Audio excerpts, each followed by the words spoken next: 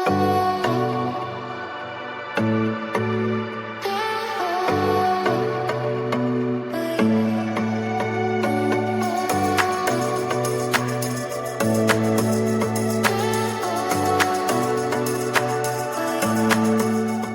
to the Australian Hiker Podcast, Australia's longest running hiking podcast, downloaded over 1 million times worldwide and providing you with an Australian perspective on all things hiking.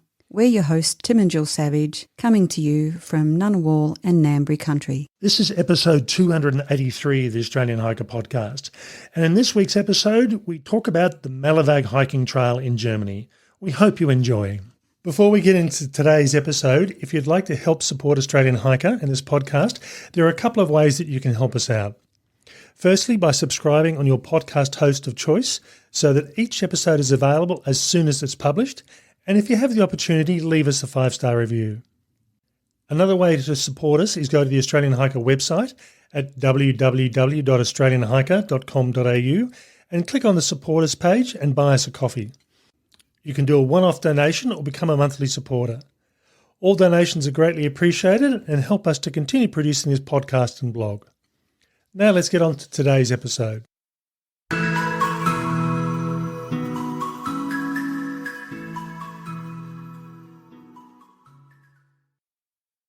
Previously, we caught up with hiker Mike Railton in episode 256 of the Australian Hiker Podcast to talk about goal setting. In 2022, he successfully completed 100 hikes in a calendar year, and at that time we asked him for his bucket list of hiking trips he thought he was going to pursue in 2023. The hikes he had planned sounded amazing and typically not ones talked about in Australia that often. So we thought we'd catch back up with him to talk about one of these trails, the Malavag hiking trail in Germany, to see what's so special about this walk and what he thought of it. Okay, so Mike, it's our pleasure to have you back on the Australian Hiker Podcast. Thanks, Tim. Nice to speak with you again. Now, previously we chatted with you on episode 256 of the Australian Hiker Podcast to talk about goal setting. Now, for those who haven't listened to that episode, tell us a bit about yourself. Well, Tim, I grew up in the 60s and 70s. I'm a few years retired from teaching as a geography and maths teacher. I've graduated from taking students on hikes and camps to doing it with my wife and sometimes family and friends. And we've been hiking pretty much all our married life, but over the last decade or so, we've really embraced multi-day hiking. And I have to say, we're hooked. I was going to say, I think that's the thing. That's something I'm looking forward to when I eventually do retire, to have a bit more flexibility and freedom time-wise. I can highly recommend it. Now, what are the key and exciting hikes you've done over the last few years?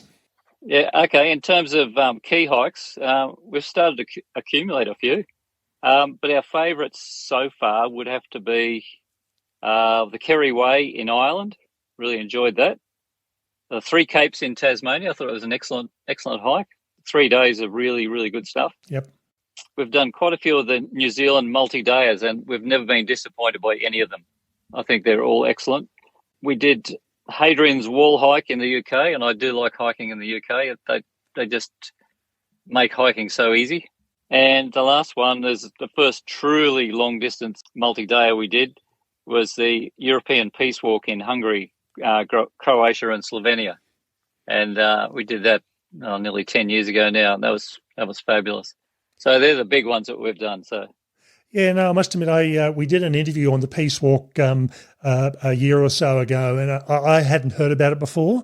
And I'm finding that my focus has certainly been on the US hiking circuit and the US long-distance hiking circuit, but I'm finding more and more about what's available in Europe. And in addition to what we're going to be talking about today, there's just some amazing walks that are there if you just think to look and just move away from the US and Australia. Yeah, I've started to discover a few too, and every time I look, I find new ones, and they all pique my interest, that's for sure. Now let's talk about the Malavag, and I'm not quite sure if that's the right pronunciation, hiking trail. Now, before talking with you, as I mentioned, I hadn't heard of this trail. So why did you decide to do this trail? Yeah, well, until a few years ago, I hadn't heard of it either, Tim. So I certainly didn't know how to pronounce it. And evidently it's pronounced Malavag. So Okay. just as a bit of a heads up there. I guess I first heard mention of it from one of our hiking companions on the European Peace Walk. He'd done it as a warm-up hike with a German friend, and he spoke really highly of it. And that's the first time I'd ever heard of it. Then a few years passed without hearing from it. Then one day on a hike around Kuranda in North Queensland, we were just doing a local hike there, just a half-day hike. We came across a German lady hiking on her own, and she was hiking from Cairns to Kuranda, which is a fairly decent hike for a day. It's pretty substantially uphill and a fair distance. Anyway, we just got chatting to her, and one thing led to another. We found we had some common interests, and she used to live in our area, and we became friends basically. And she's got quite a decent resume of long-distance hikes that she's done, and she showed me a list. And I thought, wow, I don't think I've got enough time in my life left to do all of those hikes. So I said, okay, let's cut to the chase. How about you tell me which ones you think are your very best? And right up towards the top of the list, I can't remember if it was first or second or something, was the Malavik. And she happened to have a book on it. And that really got me very interested. And then just randomly, in the last 12 months, a hiking friend of mine happened to mention that he was going to go to Germany, and he wanted to do this hike called the Malavik. And I thought, that's it. Like, that's 3 times. So we were planning a trip to Europe, and I thought, well, I've got to check out this Malavik hike. And I did the research, and we got it locked in, and we did it at the end of last year. Okay, that's great. Now, did you have any friends or relatives in Germany, or have you spent much time in Germany previously? No, I'd been once, 40 years ago. My very first trip overseas, I went to the Oktoberfest like a lot of Australian blokes did. I hadn't been since, but we were with friends, and one of our friends is German, so that made it very easy when it came to the language barrier. All right, that's good. And speaking of language barrier, do most Germans speak English, or were you in remote areas where it wasn't so common? We tended to find that the older people weren't so good with their English, but everyone who was younger certainly spoke English. It was probably, in terms of all of Germany, it's probably less well spoken in the Eastern European area Eastern German area where we were compared to the rest. But yeah, you can easily get by. Okay, that's good. Now, tell us a bit about logistics. I've seen various distances, but what sort of length are we looking at? Is there a right or wrong way to go, or is there a compulsory direction? Yeah, there's no right or wrong way to go. We did it clockwise, and I'm quite happy the way we did it. I think we headed towards the Czech border. So basically, I'll step back a step. It's located in a region called Saxon Switzerland. And I suppose the Saxon part makes sense because it's in Saxony. It's like the republic, the state or region called Saxony. And then Switzerland, because early people thought it looked like Switzerland. The nearest large city is Dresden, which people may have heard of, but the hike starts in another smaller city called Pirna, about an hour by train away from Dresden towards the Czech border. Now, it's designated to take 8 days. That's what they recommend, which seems very, very generous. And we did it over 8 days, and you certainly could easily do it over 5 or 6, I believe. And you still wouldn't be too stretched. We did it clockwise. It's sort of an elliptical loop. We followed along the Elbe River towards the Czech Republic, and we got within about 100 metres of the Czech border, and then crossed over the river to the south bank, and then headed west back towards Pirna where we started, and that completed the loop. Basically, it's along canyon walls, or pretty much up and over and through and around canyon walls that are following the Elbe River. Now, is there a time of the year? I mean, my picture in my mind of Germany is they get snow during winter. Is this something you can during wintertime, or is it more a skiing trip at that stage? Yeah, good question. The first thing I'd like to say is that don't do some busy parts on the weekend. There's a place called Bastei Brücke, which is like a bit of a tourist destination on the hike. It's got these famous stone bridges that are built joining some incredibly high rocky spires, and it's built in the remnants of an old castle. And it's just spectacular, and you've got amazing views and everything. But on a weekend, it becomes mayhem with day hikers and even just tourists going and visiting the place. So I would avoid that section on a weekend. And a rookie error on our part, we didn't. But in terms of the best time of year, we actually rode push bikes from Prague to Dresden in the week before the hike. And that was in early September. And there were people everywhere. And it was the last week of their school holidays. And I think that was the reason. But we were worried that the hordes of cyclists and hikers along the Elva bike path, that might be sort of replicated the following week when we were out on the trail. Yeah. But we needn't have worried. Everyone was back at school or work from their summer holidays. And I suppose it's like in Australia with the Christmas holidays. As soon as they finish, you got the place to yourself. So we pretty much had the track to ourselves, except on the weekend. Yeah. The weather was still quite warm at that time of year. And I certainly think that in midsummer it could get really stinking hot. Like, it's surprisingly hot for me. As an Australian, I'm thinking, geez, even I'm finding it hot. So I'd avoid peak summer, and I'd certainly avoid school holiday times. Your question about winter, I think that most of the year in midwinter the path is still open. I think it's probably snowy and icy in parts, but they reckon that it's open most winters. So that certainly would be a possibility. I reckon autumn would be really nice with the golden browns of the leaves and the softer light. But winter with crisp, clear air and snow and that sort of stuff, that might be nice too. Spring, you'd have all the wildflowers in the meadows, and see, each season really has its sort of appeals. Having said all that, I think personally, if I was to do it again, I'd go for probably midwinter just for a complete contrast. Yeah. I might regret it. But yeah, and I think it'd probably change the clothing you're walking in as well. You probably got the full on without necessarily being snow gear. You'd certainly be into the winter gear by that stage. Yeah, yes, absolutely.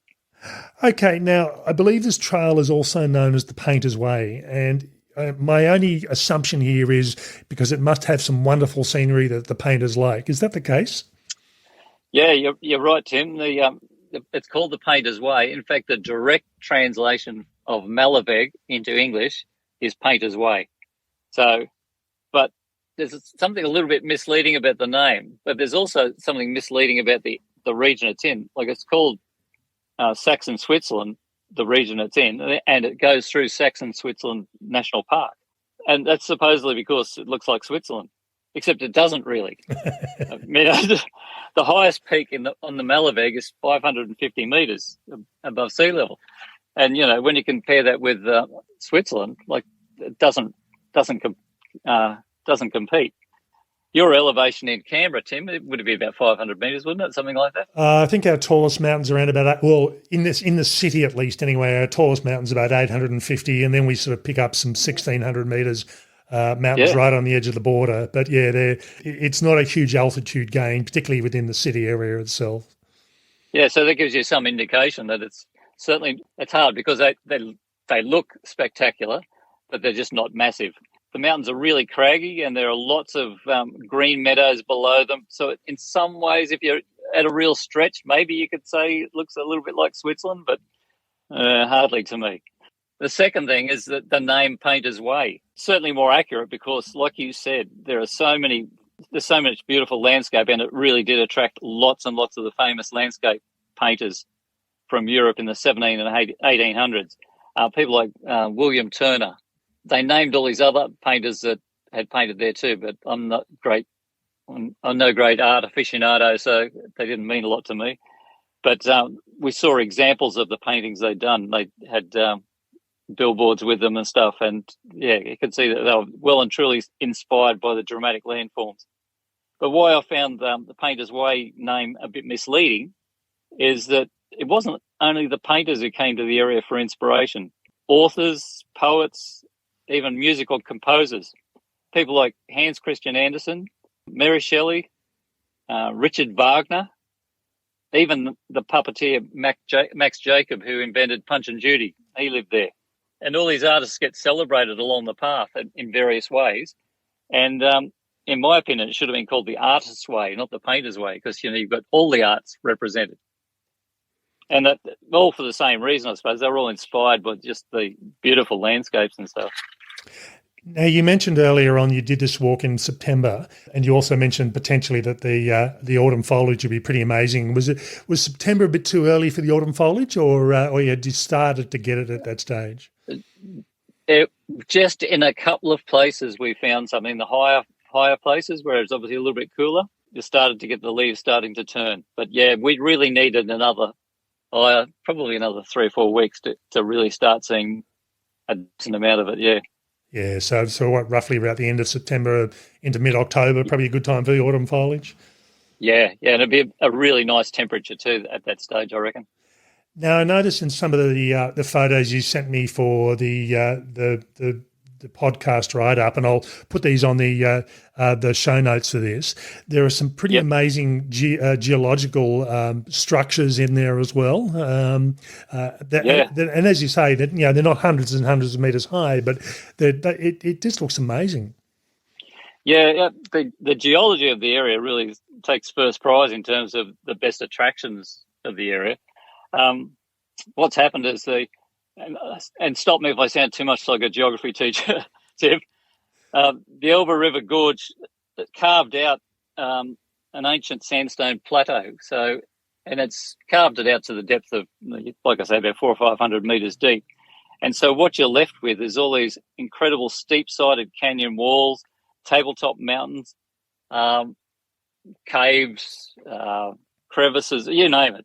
So these provide some pretty vast panoramas up and down the Elba Valley. And the canyon walls have been heavily eroded into some really crazy, craggy shapes. Things like spires and towers of rocks, as well as caves and really narrow crevices. Some of them are hundreds of meters long, some hundreds of meters high, and strange monolith rocks that look like dinosaurs. But having said that, you think, oh, well, it sounds like it'd be a bit inaccessible. But what they've done there, they've got these huge sets of steel ladders and bridges and even stairways that they've installed so that you can explore just about every part of the place. And we said before about the hike being about 112, 116 kilometres long, we ended up doing 125 because there are so many little side chutes you can go, and we didn't explore half what we could have done. So there's the main loop trail all the way around, but there are just little offshoots everywhere to explore little side things of interest. There's even an elevator, would you believe? An elevator joining one town to a little village high up above it. And I've never seen anything like that before in my life. But the scenery is definitely what the painters came for. And when you see it, you know why. All right, that's great. Now, in relation to the trail tread, I can imagine because it is Europe, there's probably fairly well-formed natural trails, and you're not having to fight your way and compete against the actual trail tread itself. Is that the case? Yeah, you're pretty right there, Tim. The trail's well marked. Like, you just about struggle to get lost. There are places where there are lots of side trails, so that's probably the biggest area for confusion, but it is pretty well marked. And the trails tend to be reasonably even and well formed, and I suppose a lot of that's due to the fact that they've been there for so long. Underfoot, it's mainly like an eroded sandstone. It's just a really fine, quartzy, sandy sort of soil that drains really well, and so it's pretty easy to walk on. I'd say a small percentage, definitely less than 5% of the hike is on local roads or concrete paths. My pet hate. But yeah, it's only a small part. Definitely no need for boots. These trails have been walked for literally thousands of years, so it's only the last 20 years or so that some of the ancient paths have been selected to form a continuous loop to make up the Malavig. So the trails are pretty well established. In terms of elevation change, there's quite a bit, even though we said, it's only 400 or 500 meters. I think there's 3,600 meters, they say, of total elevation gain over the whole hike. So 3,600 up and 3,600 back down again. So most days you're going up and down, up and down, up and down. And it might only be a couple of hundred meters at a time, but it is quite strenuous. I think they rate 2 of the days as difficult even. And not extremely difficult, but they're challenging. Just based on that, then, is there, what sort of experiences or what sort of level of fitness would you say that the average hiker needs to do this trail? Yeah, I'd say you'd need a reasonable level of fitness. Like you couldn't go out there if you weren't walking fit. You don't need to be able to walk 40 kilometres a day. You don't need to be fit like you need to be for some hikes, but you certainly need a reasonable level of fitness because there are, like I say, 2 challenging days. And even on the medium to moderate days, you certainly get a sweat up and you really know that you're maxing out your heart rate a couple of times a day. So it's certainly, it does well to be a little bit fit. All right. Now, you did mention that this is a circuit. So is it a total loop, or is it does it finish in a separate town, or how does that work? I'm hesitating here because it is a loop, but the start and the finish are not in exactly the same place. You actually start in an outer suburb of this suburb of this town called Perna. It's in a suburb called Leventhal. And when you finish smack bang in the centre of Perna at the Tourist Information Centre. There's a big sign up saying you have finished, which is actually a nice touch. Actually, I like that. Yes, I've finished. I've got a photo. I'm finished. So the start of the track actually wasn't as well marked as the end. But yes, definitely a loop, and a very elliptical loop because it goes all the way to the east to the Czech border and then all the way back again, but along the north side of the river first and then the south side of the river on the way back. Okay. Now, you mentioned weekends being busy and school holidays being busy. I mean, did you come across any other hikers when you were doing it, or you were pretty much about it? Yes, there were days when we saw next to no one at all. It might have been 1 or 2 other people in the entire day. There were some really busy times, as I mentioned earlier, on the weekend at this place called Bastei Brücke. But most days it was very pleasant. You'd sit down for lunch and if randomly someone would come along, but most times no, there'd be no one. Okay. So, yeah, so in terms of being in a fairly developed country, and the region is quite populated, there are towns and villages everywhere. So they've managed to set aside a couple of large areas as national park, and I think the fact that they've got those large national parks means that it's not as busy as other parts of Germany are. I think there might have only been 1 day out of the 8 where we had no food options for the whole day, so we had to make sure we took food with us. But on the other days, if we chose to, we could have stopped at a cafe in a small village somewhere. There'd be at least one small village each day somewhere along the way. In terms of accommodation, there's the possibility to through hike, and we did meet other hikers who were through hiking. But to do that, you had to stay in villages along the way, along the trail. And some of the villages are cute, gorgeous little places. So it'd be a really nice thing to do. Unfortunately, you can't do this when you're camping because camping is banned in the national parks, and you can only camp in designated commercial campgrounds. And there were only 2 or 3 of those in the whole area. So you would have to be centrally located if you're camping and radiate out.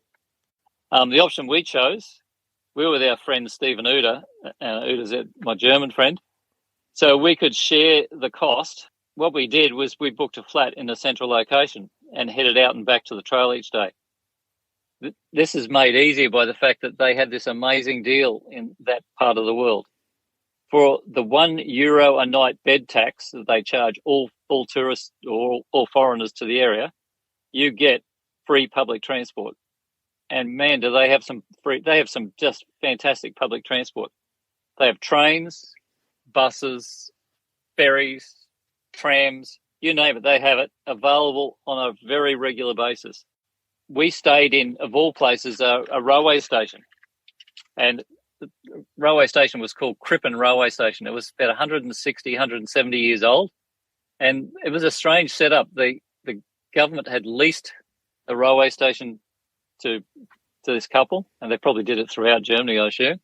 And this couple were allowed to modify the train station so long as the waiting area was kept the same and the platforms kept the same. They had to sweep down the platforms each day. They actually had someone from the railway department turned up once a fortnight to check the condition of the station.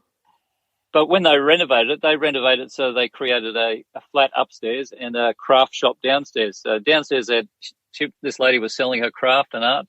And, of course, it was summer. She was also selling ice creams. And then upstairs had this fabulous flat. So it was a fabulous place to stay, really convenient because train was downstairs, the bus stop was just out the back, and then 200 metres down towards the river, we had the ferry stop. So we could access every part of the track within less than an hour. We just had to plan what time we were going to leave. The only downside, of course, is that you're staying in a train station. We didn't know that we're on the main line from Eastern Europe to Western Europe. So we're getting these car-carrying trains carrying hundreds of Skoda cars from Czech Republic or Slovakia, wherever they're made. And there would be, I don't know how many a day, 4 or 5 of these a day, rumbling through our station. And they'd start at about 5 in the morning and go through about 11 at night. So quite a rude awakening at 5 in the morning, having these car-carrying trains trundling through. But having said that, great way to do it because we shared the accommodation costs, shared the food costs, and the transport was free. So it meant, we could stay, do our washing, and we didn't have to carry huge backpacks with all our gear either. So, all ways around, we were pretty satisfied with their decision to do it that way. Okay, well, that brings us on to what was a typical day for you as far as what time did you get up, when were you hiking, and what time did you finish your day usually? Yeah. We're generally pretty cruisy sort of start. We get up about 7:30, make ourselves breakfast, get sorted for the day with all our gear, and then either head down to the bus stop or the train platform directly below, head off out to the part of the track that we're at. Like I said, it took up to an hour, depending on which part of the track we were up to. And we'd arrive somewhere between, say, 9 and 9:30 on trail. And then by about 3:30 in the afternoon, sometimes a little bit earlier, sometimes a little bit later, depending, because some days were 20-something kilometres. Some days were only 11 or 12. So it depends on the length of the day, but we'd finish mid-afternoon. And then we liked the process of going and getting our shopping. So we'd go and shop each day for our gear, for food, and a few drinks as well. And I don't know if I should promote it here, Tim, but I couldn't get over the price of alcohol. We could buy a half-litre can of beer in a supermarket there for 55 euro cents, and then they gave you 25 euro cents back on the can. They almost paid you to drink it. So, yeah, we ate quite a few pastries, probably had a few too many beers, but, yeah, a very enjoyable time. Yeah, no, it sounds good. And now in relation to what did you do typically with lunches and morning teas? Did you use the cafes along the way, or did you bring some sandwiches with you? A mixture of both. So we tended to pack a lunch most days, but that didn't stop us having the occasional, maybe more than occasional, coffee stop on the way with a cake or whatever. That depended whether there was anything available. Like sometimes the stop was at lunchtime and we would just get our sandwiches and sit out on a table somewhere and maybe go and buy a coffee to go with our sandwiches. So it depended, but most days we took the opportunity to treat ourselves, think we're on holiday. So, and you can also, I think there was only one day when you couldn't access a shop at all during the day. Okay. I'm making it sound like it's pretty well developed, but there was quite a lot of areas we walked through that were large tracks where you didn't see another person or another building. So there's a mixed bag. Okay. Now, I believe the dogs are allowed on this trail. Is that the case? And did you see any? Saw in the villages, yes. Out on the trail, I don't think I saw, maybe once or twice, but yes, it's not a big thing. I've walked in the UK, like I said, we've done the Hadrian's Wall Trail and others, and over there are dogs out on the trail all the time. That doesn't seem to be such a big thing in Germany, but it doesn't. We definitely did see some, but it's not as obvious. Maybe there's people aren't that active with their dogs in Germany. I'm not sure what the reason, but it definitely wasn't as noticeable as it is in England. Yeah, no, it's fair enough. I mean, I must admit, I know a lot of people that do like to take their dogs and they'll go through state forests as opposed to the national parks in Australia where they're not allowed. But, sometimes it's nice just not have to worry about dogs and keep an eye out for snakes for them as well as you and keep them fed and watered. Yeah. So, it probably sounds like it's more a people trail, even though the dogs are allowed. Yeah, it definitely is. I don't think it's such a thing there, yeah. Okay, now, for you, what were the highlights of this trail? Oh, I knew you were going to ask me this one, Tim. I mentioned before about the fabulous scenery and the fact that you could access it by ladders and bridges and stuff. Well, the climbing of the ladders, some of these up to 100 metres high and into the narrow clefts, it was physically challenging, but it's also the fun part. It was like being at a giant bloody adventure park for me. And towards the end, once you really got match fit and zipping up the ladders, and it was good fun. Some of the alleyways and cracks, some of them were so narrow that you couldn't fit through front on. You had to sort of shimmy through sideways, and you're scraping your clothes all the way through. So it was, I love that sort of stuff. So for me, that was probably the highlight. But it was a toss-up between that and a few other things. Just the ability to be able to pick apples straight from the tree, all these ancient varieties of apples growing in all the different villages you're walking through, and just hanging over the fence and just dropping on the ground. So you just go and pick an apple, and beautiful, juicy things. That and collecting berries along the way. It's just the sort of thing you don't get to do in Australia, not in areas I'm in anyway. So I really enjoyed that. The other thing, though, is the overall feeling of the hike was almost that you're like hiking through an enormous outdoor museum. And the reason I say that is because it even had some interactive stuff. Right at the start of the trail, we'd been walking about a kilometre or so, and all of a sudden you started to hear music in the forest. And at first I thought, am I going mad? I'm hearing classical music. And then I thought, oh, maybe someone's playing it as they're walking. But no, it got louder and louder and louder. And eventually we came to a little clearing, and high up on a post was a loudspeaker. And it was playing the music of the composer Richard Wagner. And then right next to the post, or adjacent to it on the track, was this enormous statue and tribute to Wagner.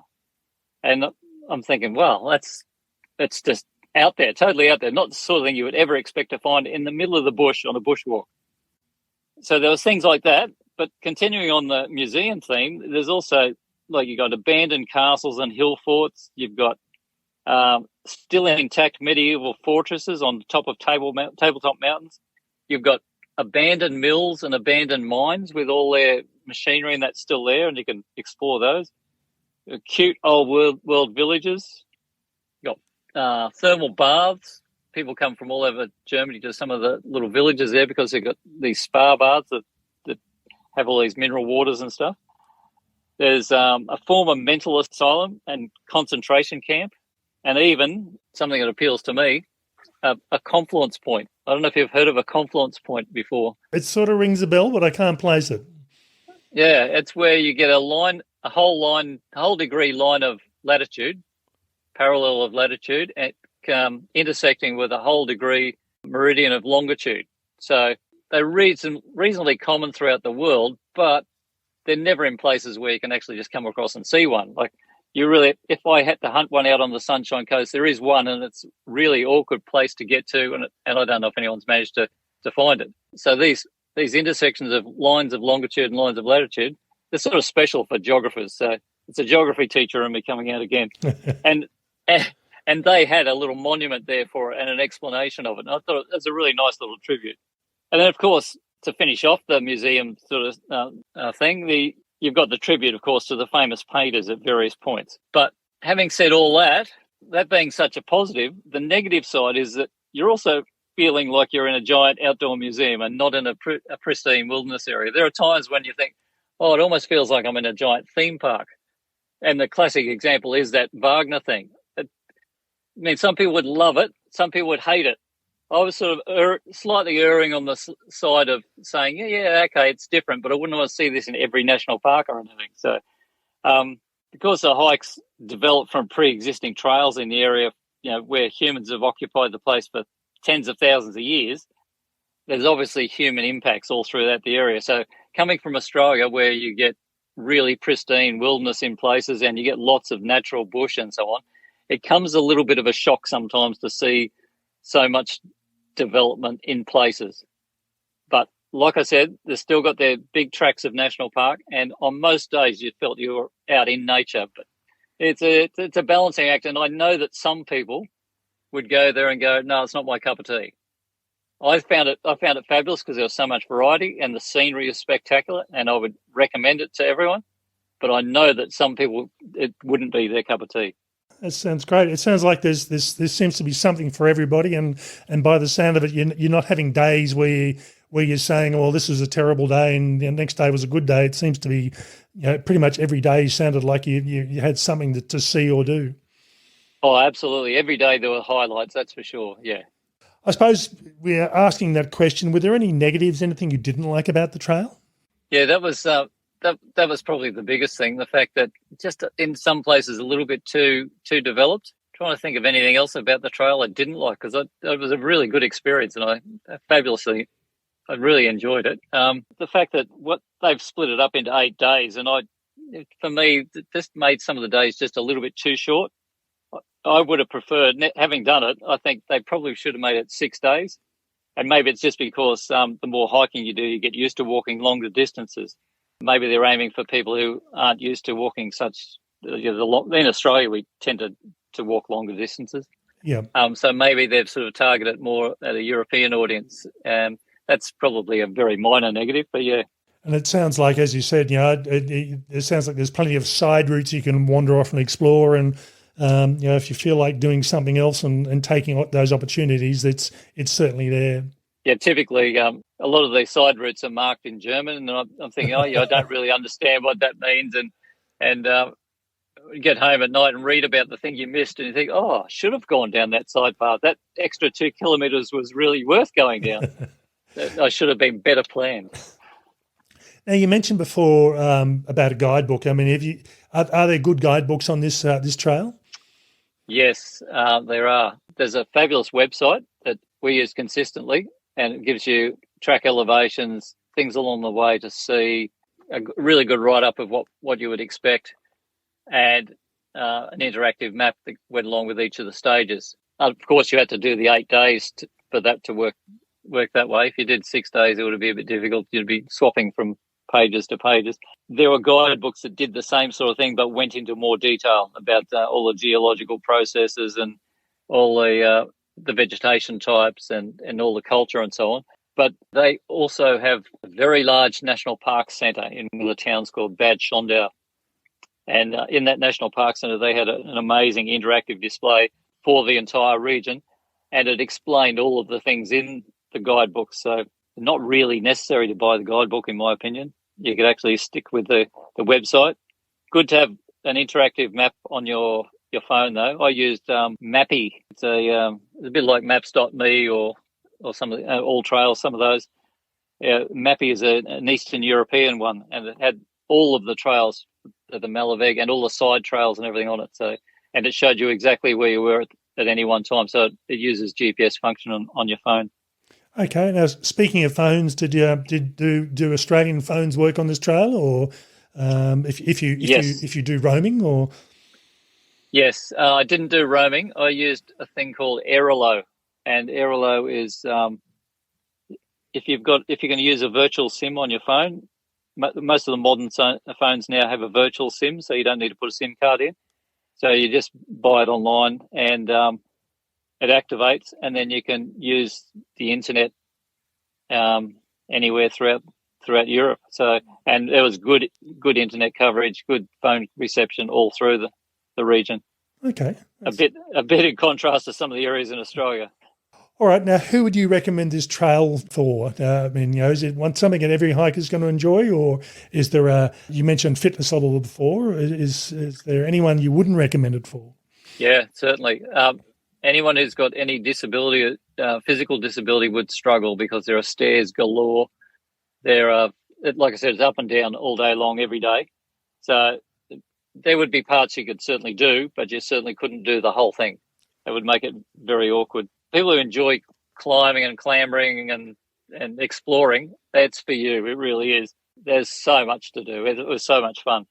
The little hidey holes everywhere, and the kids would love it. Anyone who enjoys culture, like there's so much variety of culture on the trail. And to give you an example, Tim, we finished our hike one day and we heard that there was a village fair on at this little village. So we made our way to the village fair, and they had typical 70s, 80s German pop music being played by a band in a big marquee, and no one was sitting there listening to them. We sat down and listened. And then outside in the open, there was mainly beer drinking. It seemed like that would mean the main pastime. But towards the afternoon, they started this competition where they had this big trough, and they filled a beer stein with water. As far as I understood it, it used to be filled with beer, but they filled the beer stein with water, and the thing was to slide the beer stein down this trough to make the beer stein finish as close to the end without falling off the trough onto the ground. And this was being run by the mayor, who was wearing a pair of shorts and a T-shirt, but with his big mayoral medallion chain thing around his neck. And it was a fun event. And it just, you felt like you were in part of the community. Like it was all the locals. There were no tourists there other than us.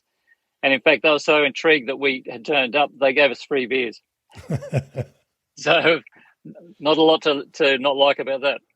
Okay, so one final question. Where to next? What's your next great goal or next great hiking adventure?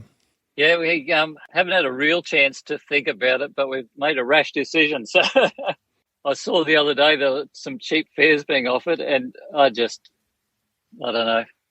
We've only been home a couple of months, and so we booked a fare to Japan later this year, right at the end of this year, and we're going to hike some of the pilgrim trails. I hope you don't ask me the names of any of them because I haven't done the research yet, but the plan is we're going to go for about a month and do a lot of multi-day hikes and explore some of the good Japanese culture, visit tea houses and do tea ceremonies, and that's the aim anyway. Okay, so we've been talking with Mike Railton about this trip on the Malaveg hiking trail in Germany. Mike, thanks for taking your time to catch back up with us. Yeah, my pleasure, Tim.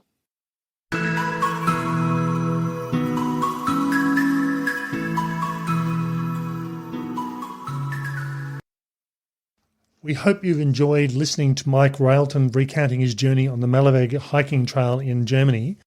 And if you haven't already done so, I'd recommend going to the show notes of this podcast on the Australian Hiker website.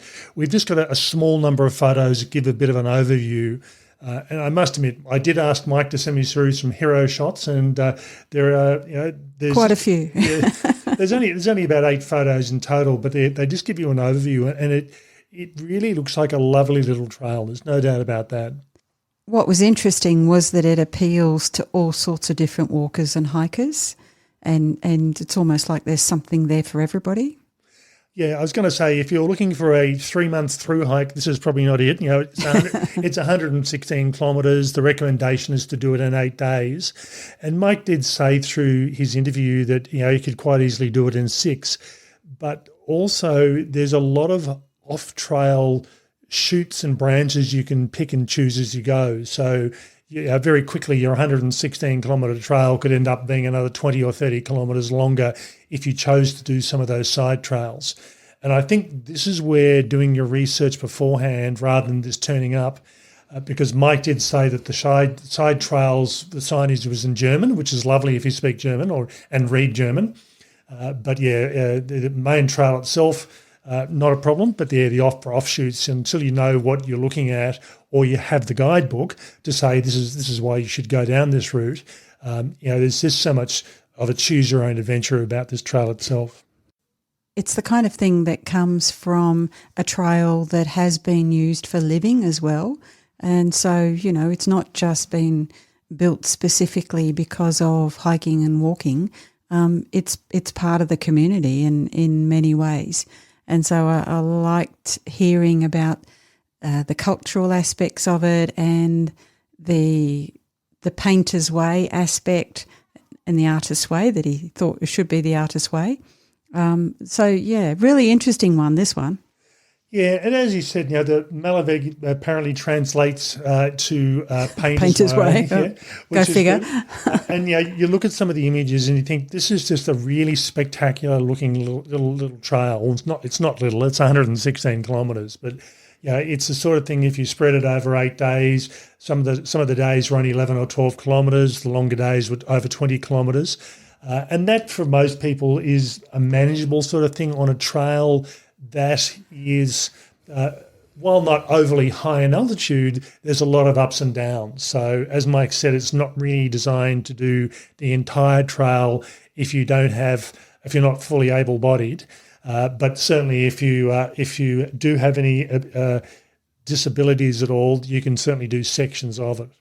And it seemed, the way in which they did it, which was base themselves and then go out to the trail and back each day, that provides a lot of opportunity for other people who, perhaps couldn't do some of the sections. You just do the ones that you can. Or alternatively, as you mentioned, you've got the ability, if you do want to camp, to do it as a through hike, but it's something I'm not quite used to from an Australian perspective. Is you can't camp in that national park. So it's a day use national park only. I don't know what happens there if you decide to throw a tent up and hide, or whether someone comes along and roots you out and takes you away. But it sounds like a great option, and certainly you can. I think you were saying there was about 3 campsites along the way, so you're not, unless you're doing really big days, you're not going to be camping the entire trip. You're going to be camping and maybe spending time in hotel or hostels along the way.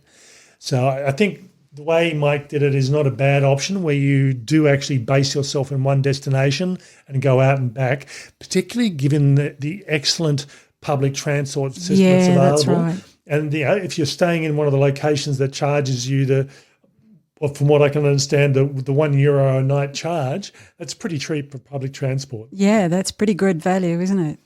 And not to mention the cost of the beer, though. That's not, we won't quite promote that one, but that's very weird, isn't it? Now, Mike was saying, we did ask Mike about what the best time of the year to do this walk was, and by the sound of it, you can pretty much do it any time. By the sound of it. I don't know if I'd want to do it in, if I was only going to do it once, I don't know if I'd want to do it in full midwinter. But, you've got the option there.